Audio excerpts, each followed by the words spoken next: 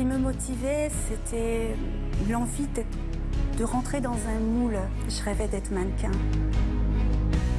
À force d'enchaîner les régimes, elles ont payé le prix fort. Quel régime avez-vous tenté? Tous.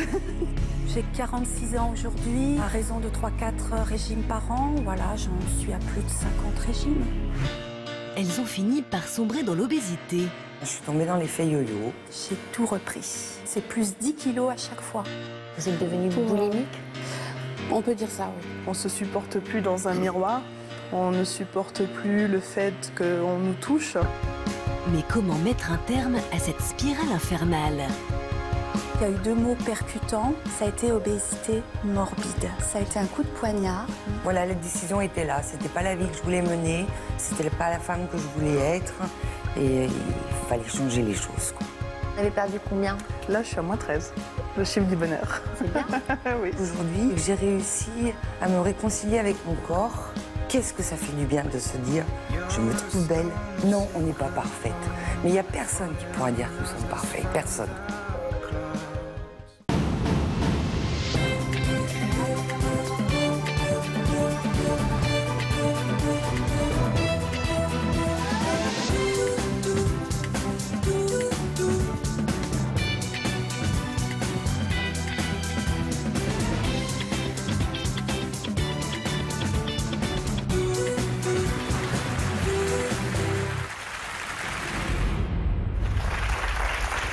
Bonjour à vous tous qui nous suivez depuis votre salon et merci à nos invités d'avoir accepté de nous raconter leur histoire. C'est un combat contre leur corps qu'elles ont engagé il y a de nombreuses années et aujourd'hui, la plupart d'entre elles ont décidé de participer à toute une histoire afin d'obtenir la réponse à cette question.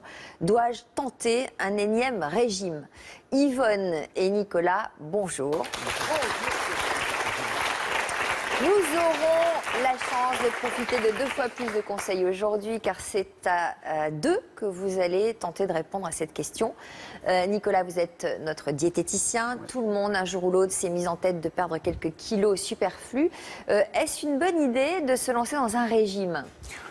Je dirais qu'aujourd'hui, c'est clairement établi que dès qu'on entame un régime, il se passe un phénomène un peu ennuyeux, c'est le phénomène yo-yo. Et pour cela, rappelez-vous ce petit jeu qu'on avait où on mettait notre doigt dans la ficelle et puis on avait le yo-yo qui bougeait. Je crois qu'il faut comprendre dans le régime yo-yo, c'est qu'une fois qu'on touche à ce régime-là, on est dans le rapport au poids de manière permanente et on ne s'en sort jamais en quelque part. Donc la réponse est simple, si on commence un régime, forcément, on n'arrive pas à se dégager de cette problématique-là parce qu'on sera toujours en rapport avec son poids et en difficulté sur le plan alimentaire. Nathalie, cet effet yo-yo, vous le connaissez malheureusement trop bien. Bonjour Nathalie. Bonjour Sophie. Bonjour à tous. Alors, vous le connaissiez, surtout dans le passé. Quand vous étiez enfant, quel genre de petite fille étiez-vous? Alors, je suis d'abord un bébé prématuré qui a passé 4 mois en couveuse et à qui, en sortant de couveuse, on a donné des fortifiants parce que j'étais un tout petit bébé. Donc je pense que les problèmes de poids ont commencé depuis l'âge de 4 mois. Voilà. Donc j'ai été un petit bébé très rond, très vite, avec une poussée de croissance très rapide. Alors à 13 ans, au moment d'être réglée, voilà, je prenais à peu près 2-3 kilos par mois. Et puis c'est à ce moment-là que j'ai entamé un premier régime. Vous en souffriez à ce moment-là de ces kilos en trop? J'ai eu un épisode dans ma vie qui a fait que j'ai très mal accepté d'avoir du poids en trop. Vous pouvez nous le raconter? Oui, bien sûr. Voilà, j'étais tombée amoureuse d'un garçon et on s'entendait très bien, on partageait beaucoup de choses ensemble. Et puis un jour, il m'a dit, Nathalie, il se passera jamais rien entre nous. Je te trouve très belle, t'es magnifique, mais t'es trop grosse pour moi. Voilà, et là, ça a été le premier choc de ma vie. Et tout ce qu'on avait pu me dire avant, t'es belle, ça n'avait aucune importance. Lui, il avait mis le doigt là-dessus. À l'époque, vous aviez combien de kilos en trop? J'ai le souvenir à 15 ans de peser 87 kilos pour 1m75. Donc hors norme. Donc vous avez commencé votre premier régime. Mon premier régime. Ça a marché? Vous avez perdu du poids? Oui, j'ai perdu quelques kilos, oui en effet, mais j'en ai repris Ça 2 mois consistait après. en quoi ce premier régime? Je me souviens que je me faisais des carottes râpées avec des crèmes de gruyère Et puis je sautais le repas du soir. C'est tout ce que vous mangez Oui. dans la journée? Oui, Donc vous étiez affamée. j'étais affamée. Mais Donc il y fallait a que un je perde. moment donné où vous craquiez et... Ah ben, j'ai craqué au bout de quelques semaines et puis je me suis vengée sur les sucreries. Et à chaque fois, vous Ah bah, repreniez plus que vous oui, n'aviez oui, perdu? Oui, sans vraiment m'en rendre compte au début. Combien de régimes vous avez enchaîné comme ça pour tenter de devenir svelte? Donc j'ai 46 ans aujourd'hui, le dernier date il y a 5 ans. À raison de 3-4 régimes par an, voilà, j'en suis à plus de 50 régimes. Quel poids avez-vous atteint quand vous aviez une vingtaine d'années? Je suis allée jusqu'à 110 kilos. C'est pas le plus haut, hein. Vous êtes montée jusqu'à combien? 135. Parce que vous avez ensuite rencontré votre conjoint qui est devenu Oui. le père de votre fille. Oui. Est-ce que cette vie de couple vous a aidé à stabiliser votre poids? Non, parce que finalement, il m'a prise ronde, il m'a aimée ronde et lui ne m'imaginait pas ne pas être ronde. Ça lui Voilà. plaisait? Lui, ça lui plaisait. Nicolas, selon vous, pourquoi Nathalie est-elle tombée dans cet engrenage des régimes? Simplement parce qu'on fait une erreur classique. On pense que être guéri du poids, c'est quand on a supprimé son excédent. En fait, quand on arrive à son poids idéal, c'est là où l'angoisse de la reprise de poids est le plus élevée. Donc c'est là où on est le plus en difficulté avec son alimentation. Et croire que le poids idéal, c'est le poids où on est serein, ben pas du tout, parce qu'il y a cette angoisse de la reprise qui va être là et que toute invitation, tout repas devient quand même un calcul mental pour éviter de ne pas regrossir. Donc il faut faire très attention à ce poids idéal. Et les régimes ne guérissent pas. Enfin, ça guérit du poids, mais ça ne résout pas les problèmes du comportement alimentaire. Il y a deux phénomènes qui se passent. Un, premièrement, la plupart des régimes finalement conduisent à un appauvrissement énergétique, donc ça donne des pulsions de sucré. Quand on ne mange pas assez en quantité, quand on ne mange pas de pain, de féculents, et trop bas d'un point de vue énergétique, ça donne ces pulsions de sucré. On arrive à avoir une volonté, parce que bien sûr, on ne va pas laisser les gens dans cette problématique de poids. On doit les aider à ce qu'ils perdent. Mais le problème, lorsque vous mettez une absence d'énergie, plus un événement émotionnel qui arrive, ça ébranle le système complètement. Donc vous craquez parce qu'il y a ce problème énergétique et on craque aussi parce que sur le plan moral, c'est difficile. Les deux se cumulent et il y a un troisième effet qui se met en place, c'est le fameux foutu pour foutu, la déception d'avoir l'idée que je vais réussir, c'est une grande déception et qui vient rajouter encore un truc par-dessus. Donc on a trois mécanismes qui sont associés à dans un seul événement traumatisant. Vous n'avez pas perdu un peu de poids, vous? Vous trouvez? Je ne sais pas, je ne me pèse pas, donc je ne sais pas. Quand on fait ce boulot, on est condamné à être mince, non? Pas forcément. On est condamné surtout à être très clair avec son alimentation et à être très clair avec soi pour pouvoir aider au mieux ceux qui sont en difficulté. C'est surtout ça. Séverine. Bonjour Séverine. Bonjour. C'est en images, Séverine, que nous allons faire connaissance avec vous. Notre équipe vous a suivi dans votre quotidien qui est aujourd'hui rythmé par un seul objectif, celui du perdre du poids. Le régime de la dernière chance, c'est le titre de ce reportage. Et on vous retrouve tout de suite après. Merci. Vendeuvre, un village reculé du Poitou-Charentes.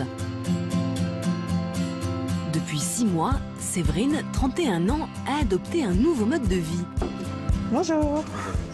J'aimerais bien quelques carottes et poireaux. C'est ici, désormais, qu'elle vient faire ses courses. Alors, on a dit 90 pour les carottes, 70 pour les brins de poireaux. C'est moi. Je vous souhaite une excellente fin de journée. Pour déjeuner, c'est carottes, poireaux, choux. Pour Séverine, manger sain et équilibré, c'est devenu capital, comme en atteste son réfrigérateur. Là, nous avons la section papa, quand il va travailler, attraper la gamelle le matin. Ensuite, on a la section maman, on fait attention, jambon blanc, les crudités, les compotes. Voilà, je sais que j'aurai moins de tentation que d'aller chez papa. Donc, j'ai pas le droit de manger les barres chocolatées qui sont ici. Les desserts comme ceci, petits goûters au lait, qui sont riches en sucre et qui appellent le sucre. Et ben voilà, en règle générale, les interdits sont ici. Aujourd'hui, comme d'habitude, c'est un repas frugal qui l'attend. Et chaque aliment a son intérêt. De la carotte, ça fait mâcher. On prend le temps de mâcher en fait. Je chose que beaucoup de gens oublient de faire, c'est les principaux, assis et mâchés. Quelques pâtes pour les féculents. La salade verte, petite tomate pour faire joli. Des régimes, Séverine en fait depuis plus de 10 ans. Et comme beaucoup, elle est devenue une victime de l'effet yo-yo. Aujourd'hui, elle pèse 123 kilos et est en obésité morbide. Séverine n'a jamais eu une taille mannequin, mais elle a été une athlète de haut niveau. Sa spécialité, le lancer de marteau. À cette époque, Séverine était extrêmement musclée. Cette ancienne tenue de compétition, aujourd'hui encore, elle refuse de s'en séparer. Donc mes collants d'athlétisme qui représentent l'équivalent de 15 années de ma vie presque, dans lesquelles voilà, c'était la réussite.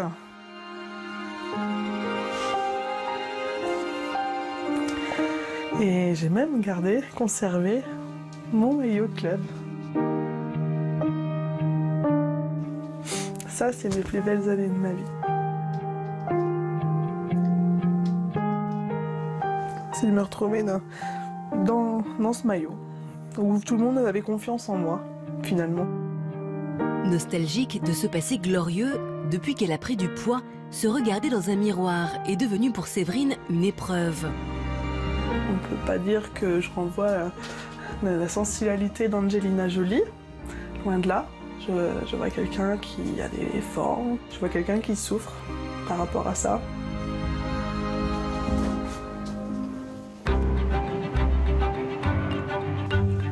Bonjour Sonia, tu vas bien? Oui. Mais la jeune femme refuse de se laisser abattre et a bien l'intention de faire disparaître ses kilos en trop. Au-delà de son régime alimentaire, elle teste en ce moment une nouvelle méthode d'amincissement. Tous les mois, elle se rend dans cette maison médicale. Ici, elle vient faire des retouches sur cet étrange accoutrement. Son nom, une combinaison compressive. Alors, là, c'est bien, là, tu vois, regarde.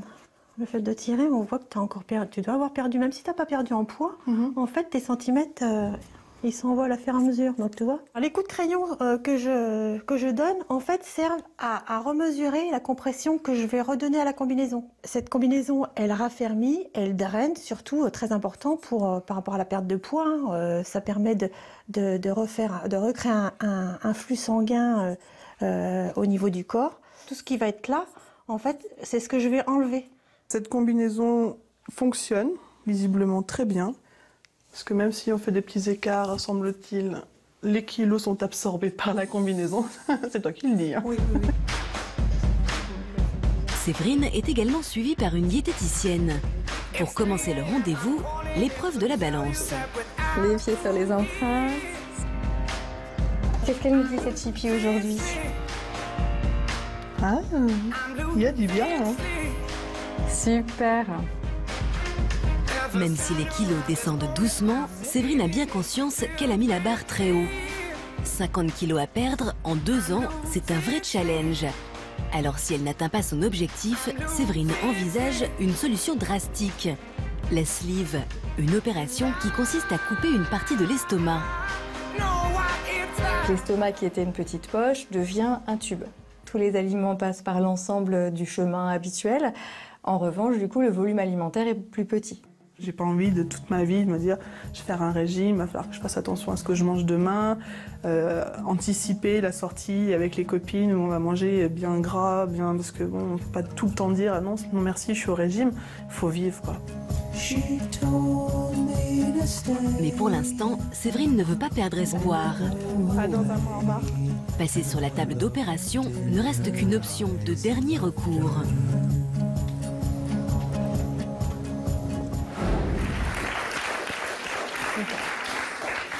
Séverine, beaucoup d'émotions en découvrant ces images, notamment au moment où on a évoqué votre passé de sportive. Oui. Pourquoi cette émotion à ce moment-là? C'est de la nostalgie? Il y a beaucoup de nostalgie dans le fait d'avoir arrêté mon sport. C'est mes premières années. J'ai commencé, j'avais 13 ans. Pourquoi vous avez arrêté? Alors j'ai arrêté beaucoup plus tard, lors de ma première grossesse. J'étais enceinte de 4 mois et demi sur ma dernière grossesse. C'est pas compatible, les Non, deux. c'est pas Et pas depuis, vous compatible. n'avez pas pu reprendre? Je n'ai pas pu reprendre pour des contraintes. En fait, c'était plus par contrainte que par envie. Ouais. Parce que j'ai eu des emplois où, avec mon entraîneur, on était complètement décalés dans les horaires. Donc on se retrouve que moi je travaille du soir, lui travaille la nuit, donc on ne peut pas se retrouver le matin pour s'entraîner. Et vous n'avez pas pu compenser par la pratique d'un autre sport? Non. À ce moment-là, on se dévoue à cette petite chose qui vient de nous arriver, un bébé en préparation. Et le début d'une nouvelle vie, celle de maman. Donc il faut se consacrer à ça. Et donc les muscles fondent et les kilos s'installent. Oui, ça, ils avaient commencé à s'installer bien en amont. Et dès l'âge de 12 ans, oui, en fait. Dès l'âge de 12 ans, c'est bien ça. Comment vous décririez votre comportement alimentaire de l'époque? À 12 ans, je suis une petite fille complètement, je dirais, classique, bien ordonnée, où j'ai des tentations, où je me retrouve à aller piquer quelques pièces de monnaie dans le porte-monnaie de papa et de maman. On se retrouve au collège. Pour acheter quoi? Des barres chocolatées. Du sucre. Voilà, on commence par le sucre. Et on se dit que de toute façon, c'est pas grave parce qu'on fait du sport, un sport qui nous dépense. Et je peux bien la manger, cette barre de sucre, et puis une autre, parce que de toute façon, dans quelques heures, je vais me retrouver à l'entraînement et je vais les brûler. Et puis ce sport que vous pratiquiez, il faut quand même avoir une certaine corpulence. Alors, ça n'a rien à voir avec la corpulence? Ça n'a rien à voir. Les lanceurs de marteau sont réputés pour être des beaux bébés. Là-dessus, j'en démordrai pas. Et non, c'est plus une force au niveau physique. Musculaire. Voilà. Et vos camarades de classe, vous faisiez des réflexions à l'époque? Oui, au collège, j'ai un souvenir où je vais en cours de récréation, où il y a deux garçons assis et j'entends « Ah, regarde la grosse vache !» Donc ça fait mal. Et là, au lieu de me laisser abattre, je me suis retournée et je lui ai dit « Tu m'as regardé, c'est parce que je te plais ?» Et là, en général, on sent un grand moment de vide, il n'y a plus de réponse en face, ou alors je m'approchais du garçon et je venais lui faire un gros bisou pour le remercier, des fois que je n'aurais pas remarqué que j'avais quelques kilos en trop. Alors, c'est depuis cette époque que vous êtes tombée dans la spirale infernale des régimes. Quelle méthode avez-vous suivie? Alors au départ, on suit la méthode de papa et maman. On est dans... Allez, tout le monde a pris 3-4 kilos, tout le monde en collégial, on va faire un petit régime. Chez vous, on prenait 3-4 kilos facile quand même dans votre famille? Oui, chez nous, celui qui dépasse pas le quintal, il fait pas partie de la famille. Hein. Ouais. C'est pas possible. Il n'y a que ma grand-mère, je ne sais pas comment elle a fait. Alors, c'était quoi les régimes? C'était les régimes. Maman faisait de la cuisson vapeur avec légumes, féculents, un petit peu de protéines. Mais bon, on sait pertinemment qu'on veut bien le manger parce qu'on a l'argent dans la poche. On se retrouve à aller au distributeur, aller à la boulangerie, à descendre en douce quand on est censé être dehors avec les copains et les copines, où on va acheter nos bonbons, on partage. C'est ça. Donc je savais Est-ce que vous étiez motivé par cette perte de poids à l'époque? Du tout. Du tout. Qu'est-ce qui vous a motivé alors par la suite? C'est beaucoup plus tard. J'ai rencontré mon cher et tendre, mon petit amour, qui est rentré dans ma vie en 2003. Il m'a rencontré, je faisais 90 kilos, donc pour mon 1m75. C'est-à-dire, c'est une période... C'est ma période de je suis très sportive, je suis élancée presque. On se sent belle finalement, 90 kilos. Et donc très vite, il me dit j'aimerais qu'on vive ensemble. J'aimerais... Voilà. Donc en effet, comme dirait Benabar, petit à petit, vêtement par vêtement, je suis partie du foyer. Maman me l'a souvent reproché. Et donc là, je dirais c'est l'orgie. Hein. On est finalement, c'est nous qui achetons la nourriture, c'est nous qui mettons dans les placards. Bon, je peux bien en manger, de toute façon, je suis encore dans le sport, donc je peux bien continuer à absorber. Ou on monte sur la balance, où on se dit, bon, là, il va falloir reprendre les bonnes choses. Il vous faisait des remarques, votre copain? Non, c'était pas comme tout à l'heure, il m'a pris dans le muscle, dans la masse, et voyais pas pourquoi. J'avais pris 3 kilos, c'était pas la fin du monde non plus. Et moi, ça devenait à être une catastrophe. Et puis après, vous êtes tombée enceinte. Oui. Vous avez pris combien de kilos pendant la grossesse? Ma première grossesse, j'ai pris exactement 7 kilos. Parce que j'avais également donc, une gynéco qui me harcelait. Qui m'a harcelée tout le long de ma grossesse parce que j'étais déjà un sujet à risque. Et là, j'avais limite le droit de prendre pas plus d'1 kilo pour arriver à la fin de cette grossesse. Et la deuxième? Ma deuxième grossesse, pareil, j'ai dû prendre 8 kilos par là. Et à chaque fois, vous les avez perdus après? Jusqu'à ma deuxième grossesse, non. Je voyais pas pourquoi il fallait perdre du poids. J'étais enceinte, c'était pour que ça se voit, pour que je prenne du poids. Il n'y avait pas de raison que madame qui fait 38 kilos, tout de suite à 4 mois, ça se voit. J'étais même vexée qu'à 7 mois seulement, ça se voit. Alors vous êtes montée jusqu'à quel poids? Au maximum de ma grossesse ou sur le long terme?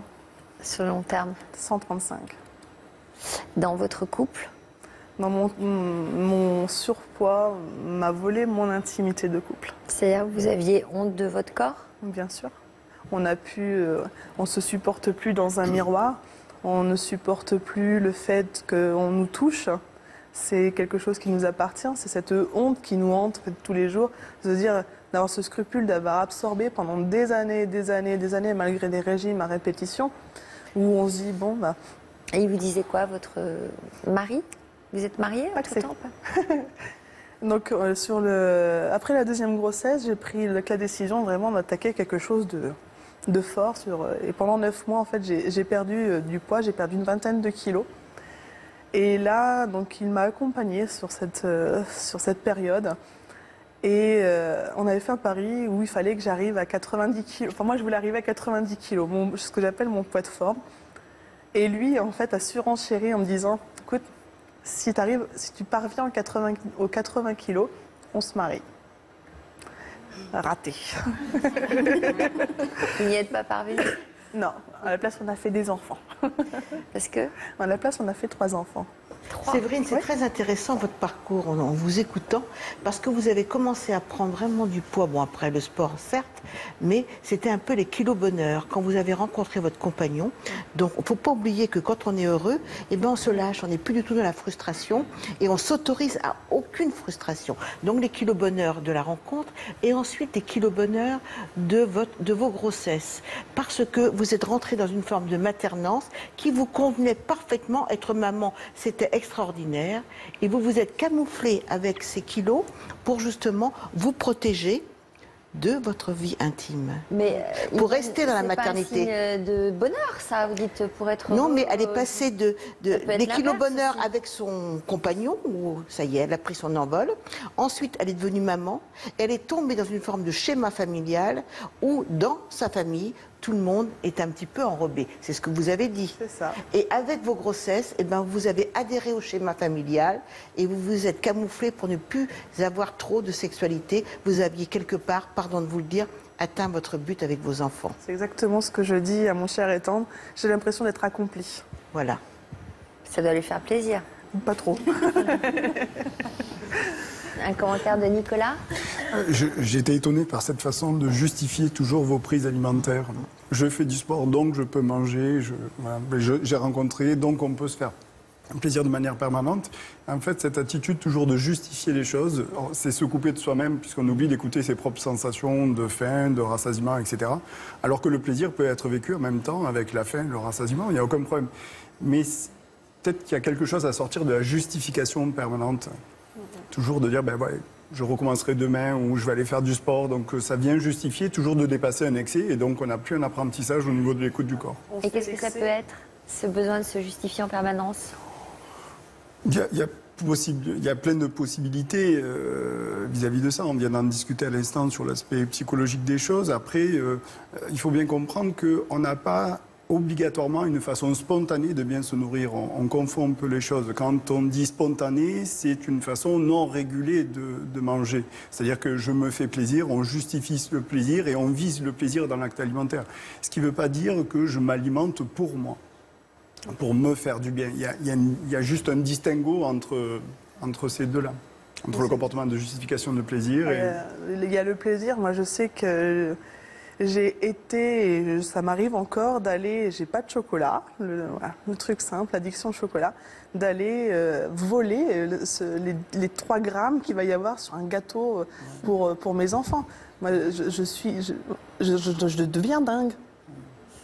C'est une forme d'addiction. Si vous avez une alimentation un peu régressive, c'est-à-dire que vous avez une nourriture très refuge, très doudou. La nourriture, c'est votre doudou. Voilà, ce qui serait intéressant, c'est de comprendre pourquoi. Oui. Pourquoi cette addiction à cette nourriture doudou? Cette addiction à cette nourriture doudou, ça revient à très loin. Oui. Très, très Alors, loin. vous allez nous raconter tout à l'heure. D'abord, nous allons saluer Laurence.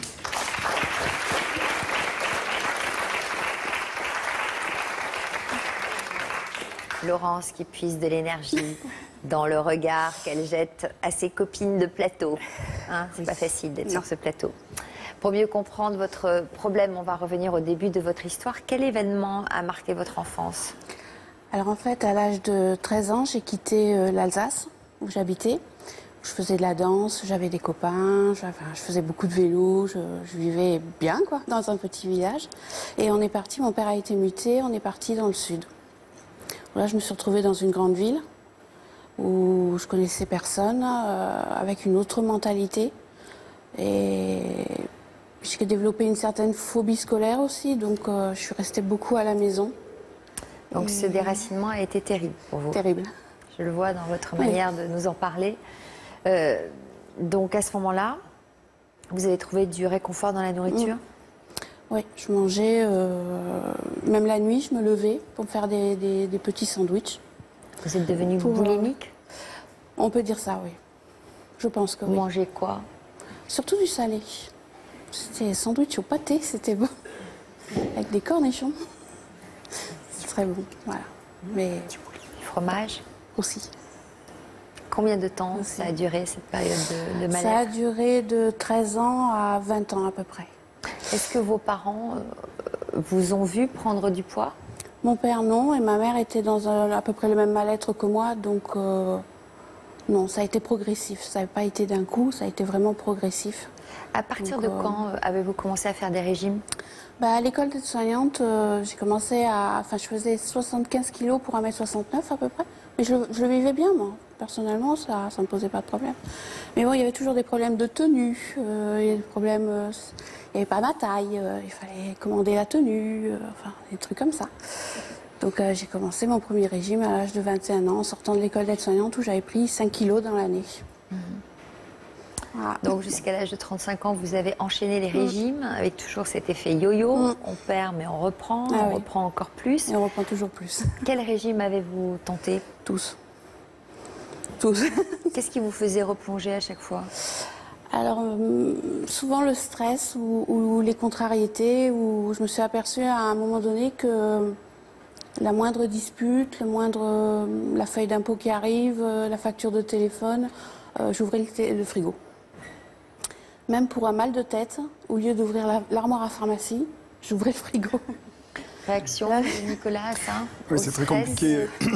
Dès qu'on a des états de stress comme ça, rapidement, on va retrouver cette alimentation au refuge, etc. Ce qui est très problématique, en fait, c'est plutôt une fois que vous vous êtes réfugié dans la nourriture, que vous vous êtes calmé au niveau émotionnel, c'est de tout ramener au poids et des incidences qu'il peut avoir sur le poids et de vous dire, ben voilà, demain, je recommence à faire du régime ou alors, ben, j'abandonne tout. C'est ça qui est très dangereux. Je dirais vraiment manger parce qu'on a une émotion et que ça nous calme. C'est pas très problématique. Ce qui est problématique, c'est de tomber dans le mécanisme de la conséquence sur le poids, etc., de mettre en œuvre un régime le lendemain, de se dire en même temps que je fais une crise que foutu pour foutu, lâche-toi et puis demain tu reprendras le truc. C'est ça qui est dangereux. C'est pas le fait de manger réellement quand on a des émotions. Par contre, sur le plan, vous disiez, vous vous sentiez boulimique. Je tiens à rappeler ce qu'est une crise de boulimie. C'est en moyenne une consommation de quasiment 3 kilos de nourriture pendant le moment de la crise de boulimie. Ouais, non. Voilà.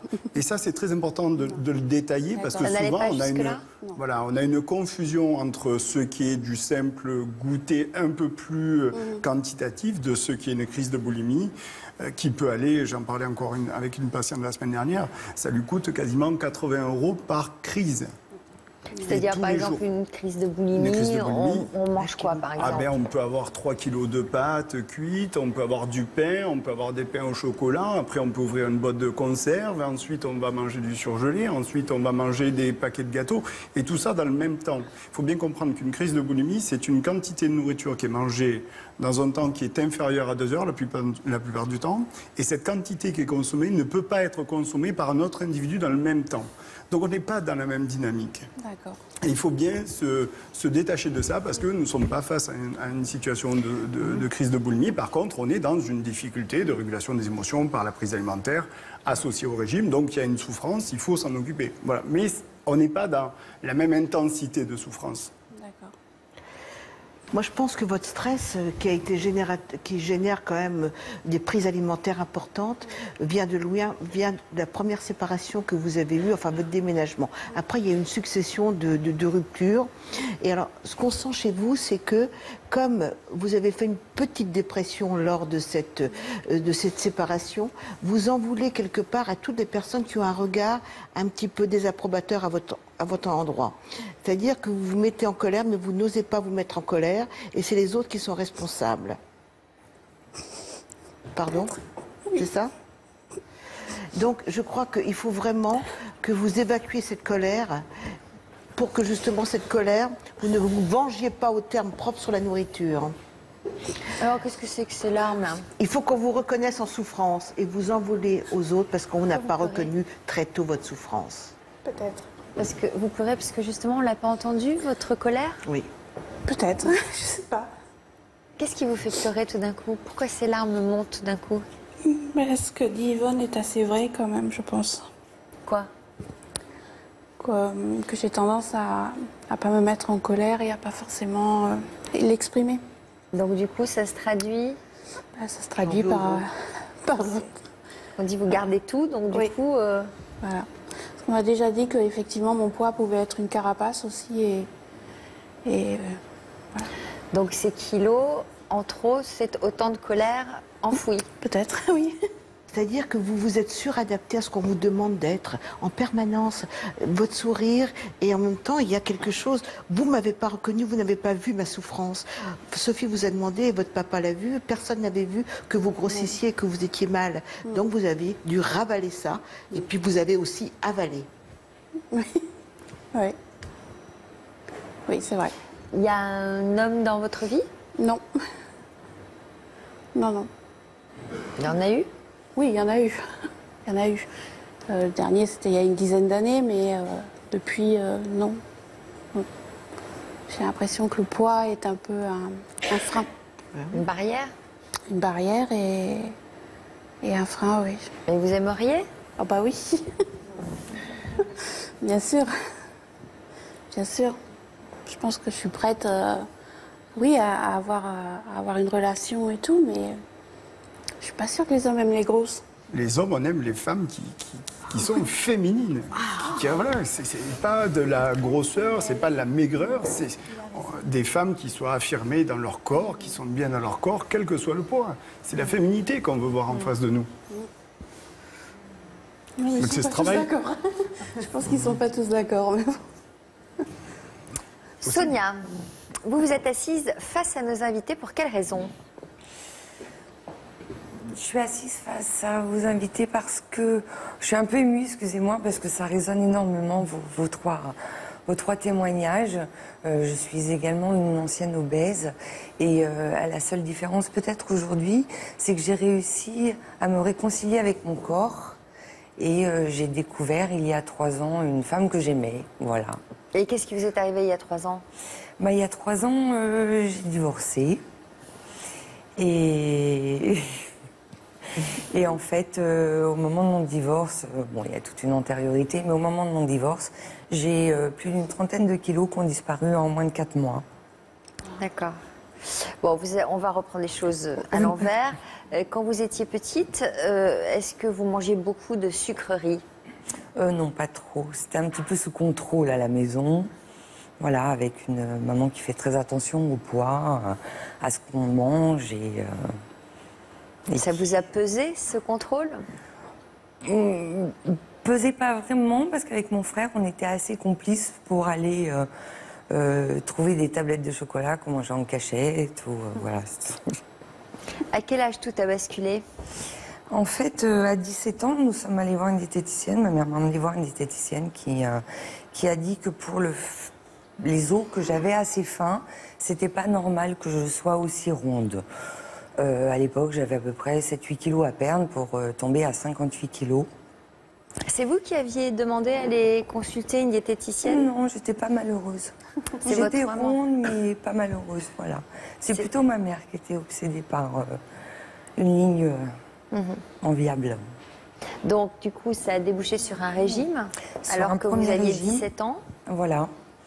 Et qui m'a, en fait, projetée dans une 7-8 ans où je suis tombée dans l'effet yo-yo. Voilà, où je retombais à 60, jusqu'à 80 kilos. Voilà, pendant quelques années, j'ai un peu fait yo-yo entre ces deux poids. Et puis, à 30 ans, vous avez rencontré votre mari. Oui, et à 25 ans, j'ai vu la photo qui est passée. J'ai réussi à stabiliser mon poids à 25 ans, autour de 68 kilos. Donc avec les 7-8 kilos en plus qui ne plaisaient pas à ma mère, qui moi me convenaient très bien en fait. Et ça a correspondu à toute la période où j'ai commencé à travailler, j'aimais mon travail, tout ça. Donc voilà, c'est comme ça que j'ai rencontré mon mari. Voilà. Ensemble, vous avez eu 2 enfants. Oui. Vous avez pris beaucoup de poids pendant vos grossesses? Oui, 25 à la première grossesse et 20 à la deuxième. Vous avez perdu les kilos? Non, pas vraiment. Vous êtes montée jusqu'à combien? Je suis montée jusqu'à 115 kilos. Comment votre vie de famille a-t-elle évolué? Pas très bien. C'est une histoire de couple qui s'est un peu ratée. Je pense que mon poids n'y a pas été innocent parce que, voilà, on raisonne cette cassure avec le corps. Enfin, voilà, il y a quand même plein de choses qui... Parce que vous étiez mal avec votre corps? Ah oui. Mal dans l'intimité? Oui. Pareil, on se regarde plus dans la glace. On prend plus soin de soi. On se réfugie dans ces kilos qu'on nourrit. Enfin, c'est une vraie dualité, en fait. Le surpoids est une vraie dualité parce que on a envie d'arrêter de manger, on ne se supporte pas comme ça. Et en même temps, on a ce que je qualifierais plus de pulsion alimentaire, en fait. Je me suis retrouvée à manger des crèmes la nuit, quand je me relevais pour manger, en me disant je ne veux pas la manger, je ne veux pas la manger, et de l'avaler quand même, alors que j'étais en train de pleurer. Et déglutir quand on pleure, ça fait mal. Et je l'ai quand même fini, mon pot de crème. Est-ce que vous aviez un regard bienveillant de la part de votre mari? Est-ce qu'il vous a accompagné? Non. Donc c'est peut-être pour ça que vous mangez des crèmes la nuit aussi? Non, je vais pas l'incriminer. Je pense que mon problème était plutôt personnel. Il l'a subi, il m'a pas aidé, c'est clair. Mais mon problème m'appartenait vraiment. Vous l'avez identifié? Oui.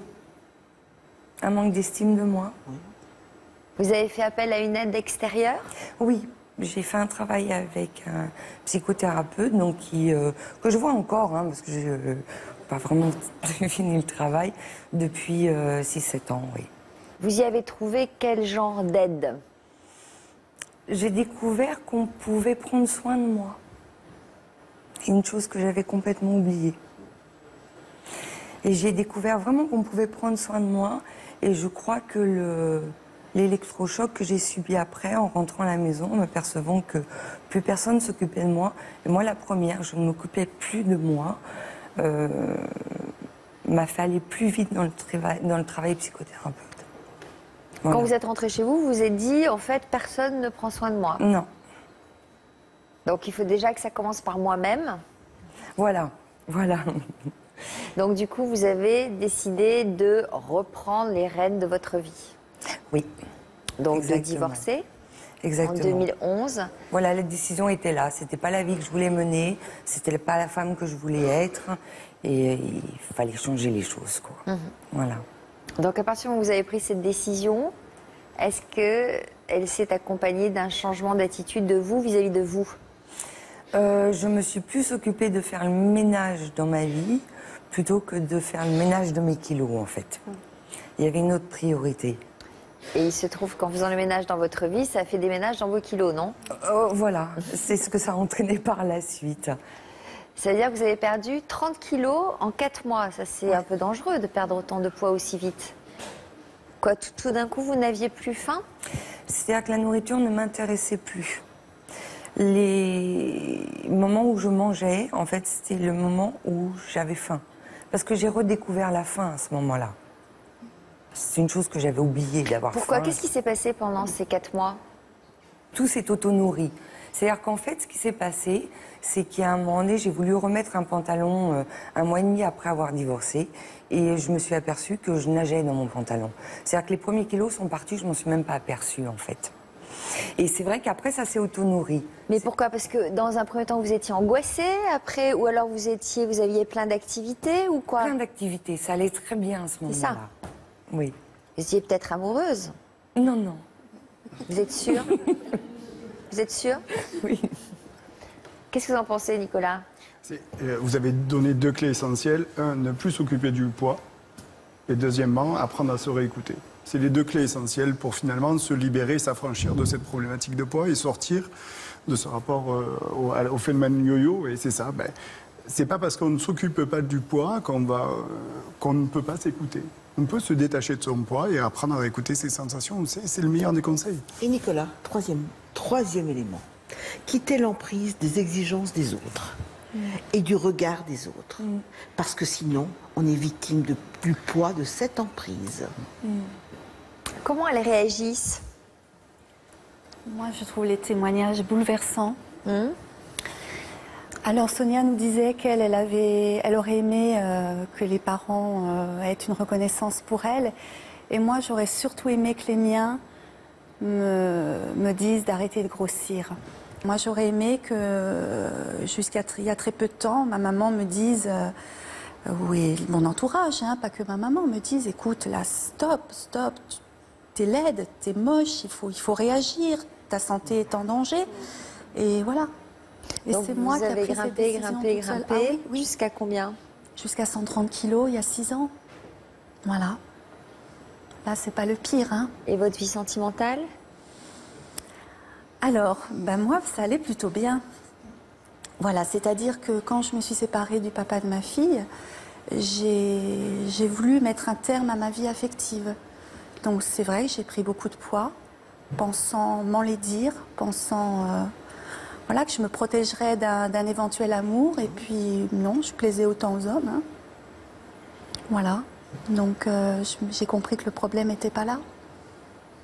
Alors vous avez pris une décision alors que vous pesiez 137 kilos. Qu'avez-vous décidé? Je suis allée voir un médecin un jour parce que j'habitais dans un appartement, j'étais au premier étage.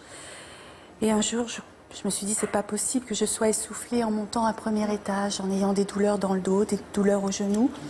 Alors des très bons résultats de santé. Et je suis allée voir ce médecin et je lui ai demandé de me faire perdre du poids. Et il m'a dit, madame, il faut une opération. C'est plus du ressort de faire un régime maintenant. Il va falloir trancher vraiment. Et il a calculé mon IMC, donc mon indice de masse corporelle. Et donc il y a eu 2 mots percutants. Ça a été obésité morbide. Ce mot morbide, ça a été un coup de poignard. Et je me suis dit, d'accord, je vais faire quelque chose maintenant, mais je vais le faire seule. J'en ai parlé à personne.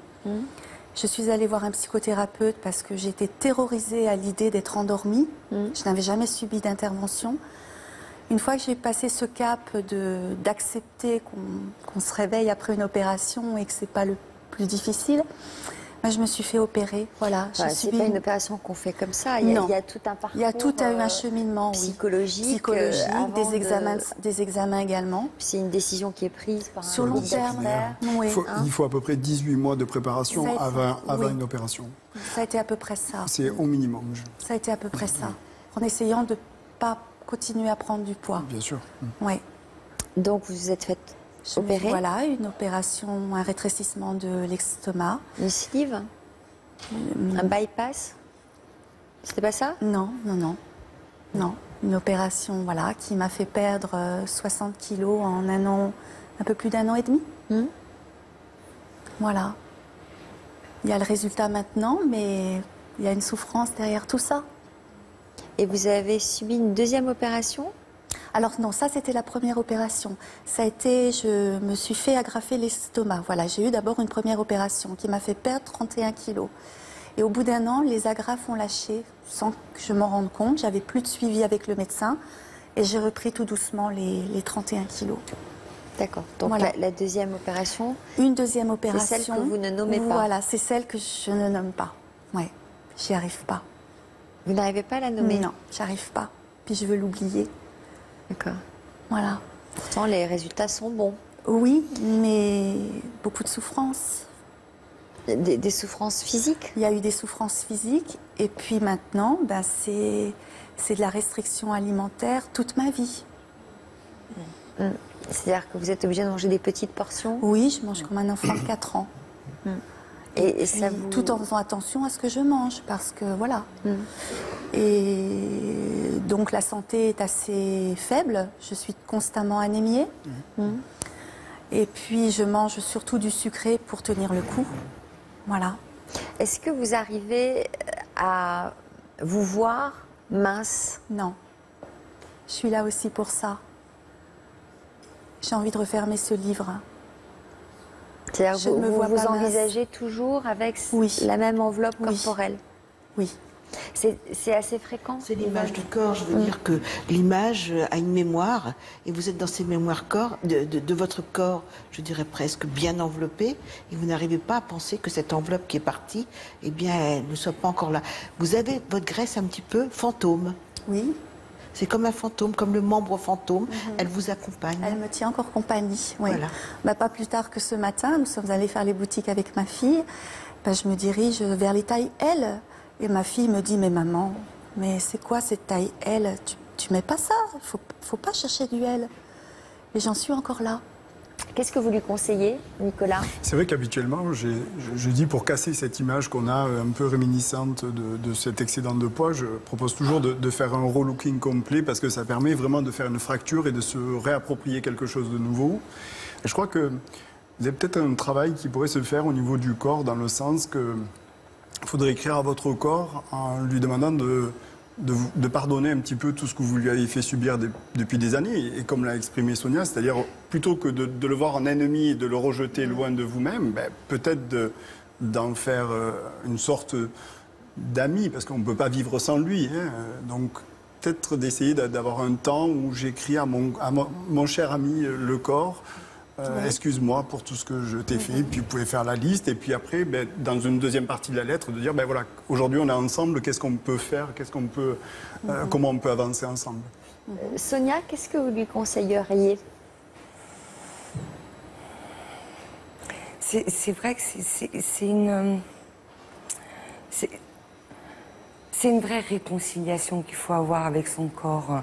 Parce que moi, je vous entends pas dire, moi ça m'a marqué, ce que dit Sonia tout à l'heure, et à un moment donné, il faut se demander si on est en phase avec soi-même et penser un peu à soi et se faire plaisir. Est-ce que ça vous arrive, vous? Ah oui, oui. De vous faire plaisir? Tout le temps. D'être en phase avec vous-même? Oui, je suis bien dans mon corps. Est-ce que, quand par même. exemple, l'amour et le regard que vous attendez des autres, est-ce que vous le donnez à vous-même? Non, ça toujours pas. Parce que la clé, Voilà. la clé elle est là, toujours quand pas. même, je crois. Je l'entends encore tous les jours, ces compliments. C'est dans le travail, il n'y a pas un jour où j'entends pas quelque chose de gentil, mais ça glisse sur moi. Qu'est-ce que vous aimeriez entendre qui vous réparerait votre image? Que vous êtes intelligente, que vous êtes performante. Oui, oui. J'aimerais surtout pas qu'on me félicite, mais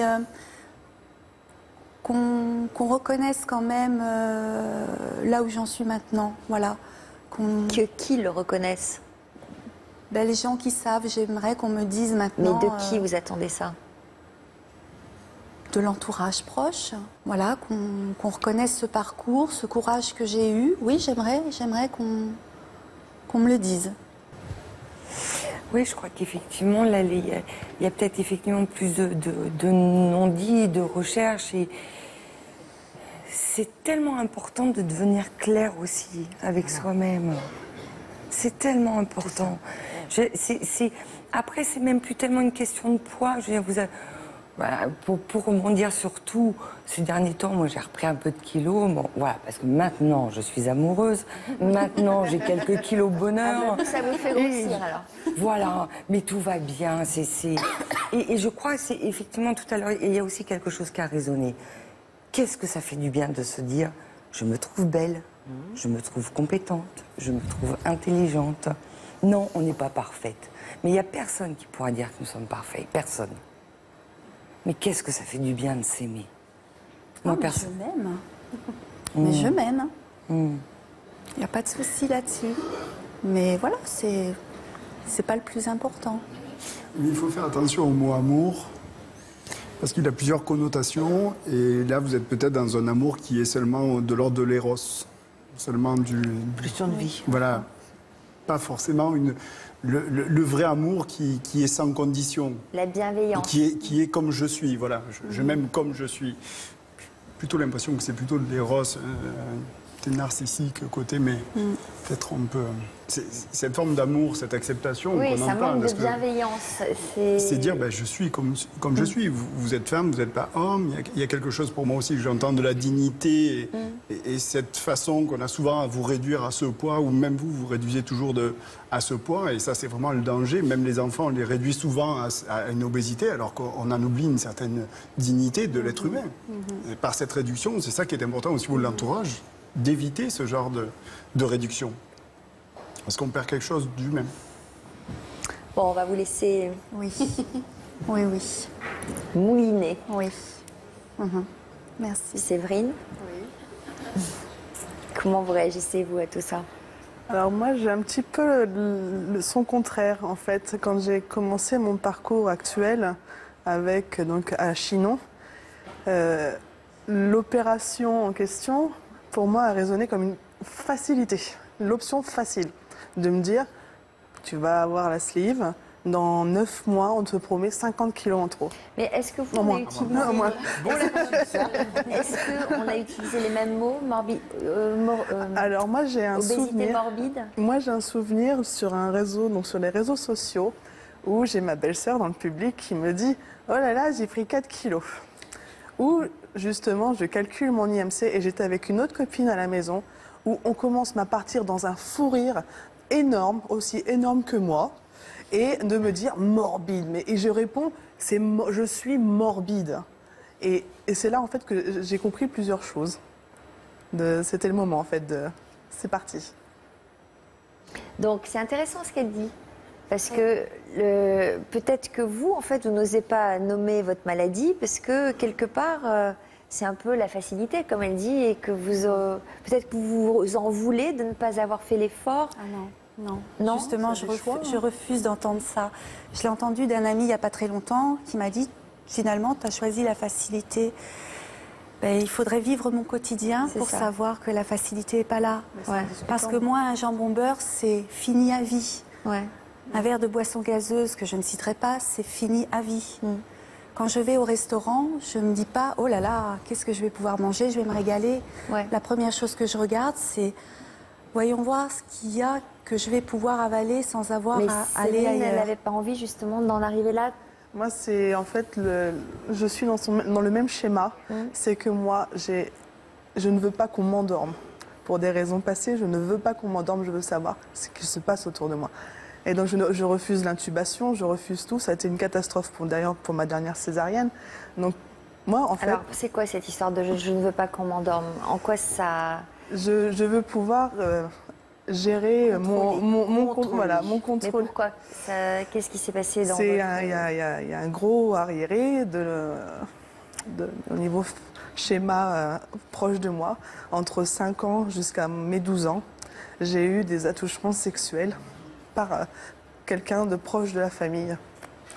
Donc, quand l'information a circulé jusqu'à mes parents, qui n'avaient vu aucun signal, rien du tout autour de moi, qui pouvaient dire qu'il se passait quelque chose pendant toutes ces années. Qui a véhiculé l'information? Vous leur avez dit à vos parents? Je ne sais pas. Moi, je l'ai dit à 12 ans. Parce que j'ai compris à mes parents lors d'une grosse explication de note téléphonique bien salée, où je suis en train de laver mon linge sale avec mon grand frère. Et où il est en train de dire, en train de balancer, ah, t'as fait un bisou à un tel derrière, une haie, voilà, il n'y a pas mort d'homme. Et là, sans réfléchir, ni plus ni moins, je regarde ma mère, je regarde mon frère et je lui dis, il y a pire que ça, il y a pire. Et là, j'ai le souvenir de maman qui prend la facture de téléphone, qui la pose, qui demande à mon frère de s'éloigner et d'avoir donc cet échange de qu'est-ce qui t'est arrivé, ma fille. Et quand donc on a dénoué l'affaire entre nous, et j'ai eu la réflexion, quand j'ai vu la bombe atomique que ça avait été, de me dire, puisque c'est ça, plaire, comme j'ai plu à cette personne, il m'a touchée, et comme c'est ça, plaire, je ne veux plus plaire à un homme. Et en discutant donc à Chinon avec ma psychologue avec qui je suis suivie, elle m'a donné en chiffres, et juste pour que je me rende bien compte, que 80% des gens obèses ont eu des attouchements sexuels ou des problèmes dans l'enfance. 80%. Un peu beaucoup. Des gens obèses, en obésité C'est un peu morbide. beaucoup. Oui, c'est un peu beaucoup. Oui, ouais. mais je pense que c'est vrai que dès lors qu'il y a abus sexuel, viol ou autre, eh bien, il y a une prise de poids pour justement ne pas faire en sorte que la sexualité puisse avoir lieu. C'est-à-dire, on s'éloigne des autres, du regard désirant, et on se met dans une position où on n'est pas désirante.